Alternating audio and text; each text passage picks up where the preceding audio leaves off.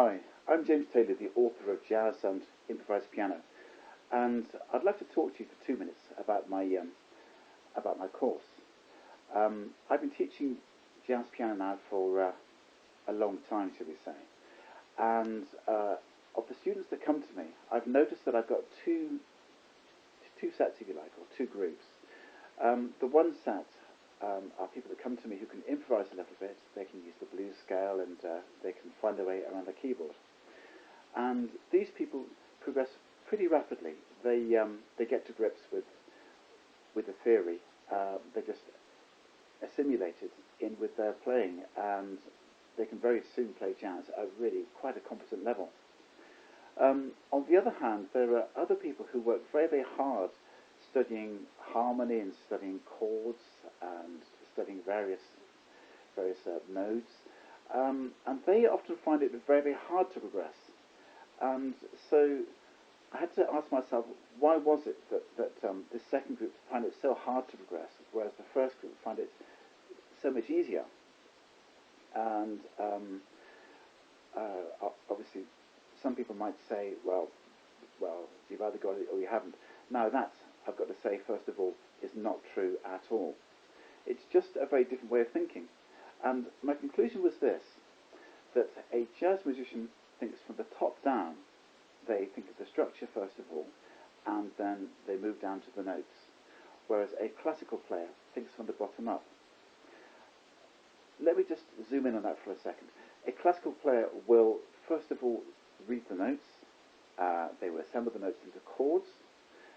When they play the notes, they will hear a structure, a chord progression, if you like, and then ultimately they will be aware of the large-scale structure of the piece of music that they're playing. Obviously, a highly competent classical musician will go through all these processes very, very quickly, but nonetheless, it's still a set of processes in this order.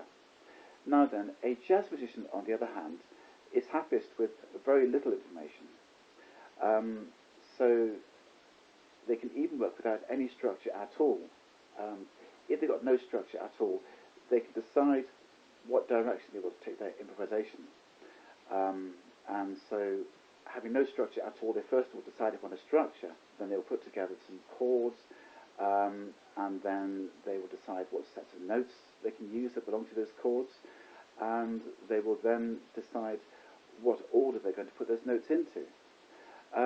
So, if you like, it's a complete mirror image of the classical musician. In fact, a jazz musician, of course, is usually working from the chord sequence, as in the jazz standard. But even here, of course, they will quite often alter the chords a bit, and they've still got to decide which sets of notes they want to use, or which sets of notes are available to use over those chords. And then, having decided on the sets of notes, they've then got to decide upon the order of those notes, and of course the rhythm. So anyway, basically, as I've been saying, a classical musician works from the bottom up, from the notes to structure, whereas a jazz musician works the other way around, top down, structure, chords, down to notes ultimately. With this in mind, it does make sense to study very scant improvisations first of all. So that's exactly what I've laid out in my tutor. I've laid out some very basic, well, I say basic, they're very interesting improvisations, but they're sort of things that you can get hold of quite easily, get the hang of quite easily, and you can then explore various twists that you can, and various things, various turns that you can take within those improvisations. And the idea is then that you're going to learn how to generate rhythm between your hands and how to generate a sort of groove at the keyboard, if you like, which of course is one of the most important things. And then you're going to also develop a set of different patterns, of melodic patterns that you can use when you improvise, and also a set of different rhythms that you can use in your right hand. So basically, you're developing the skill of improvisation itself.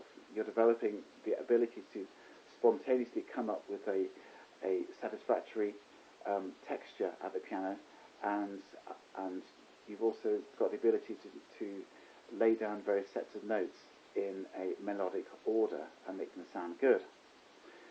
So my tutor, if you like, turns everything on its head, and whereas previously you've looked at jazz and you've maybe studied a few chords and then messed around with them, this course is very much from the top down and studies improvisation itself as a starting point, and then gradually moves down to look at a lot of theory. And by the end of the course, you would have studied all the important modes and all the important chords. So yes, I'm hoping that this course will actually have some sort of impact on jazz education in general, because I firmly believe that I've discovered something really quite big in that we're going here from the structure downwards, and I think this is the way that jazz should be taught. I think it's maybe not so good to be focusing on small details of rhythm and harmony. I think you should go straight to the top, develop your improvisation skills, and then from there move down and study chords, harmony, rhythm, etc. in more detail. Anyway, I've said quite enough here. Do have fun looking at the course, and I hope you enjoy it. Bye for now.